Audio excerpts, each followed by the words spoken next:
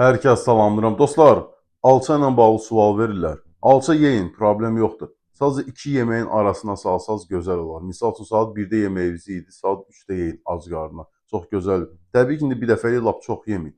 Bir də ki, dostlar, əsas duzla yeməyin. Əksəriyyəti duz, yəni qatır üstünə olmaz. Yəni, sən bunu yeyərsən bir gün, sənin çəkində fərq eləməz. Amma duzla yeyərsən, çəkində çox fərq eləyər. Təbii ki, indi artıq yağ vermir sənə, sadəcə suyu bədəndə saxlayır. O da sənə psixoloji təsir eləyir ki, deyirsən ki, alçı mənim çəkimi qaldırdı. Xeyr, təbii ki, indi suyu bədəndən çıxartmaq rahatdır. Yəni suyu kəssən, çəkin tezdən düşəcək. Təbii ki, su ağırdır. Yəni psixoloji təsir eləyir. Sən də buna qarşı başlayırsan problem yaratmağa ki, yox, alça yeməyim, çəkimi artır və yaxud yəni psixoloji da pəhrizdə stop eləyirsən ki, day məndə alınmır. O baxımdan yəni yeyirsənsə belə yesən daha gözəldir. Təbii ki, indi meyvəni elə belə yeyirlər duzla. Nə ehtiyac var ki?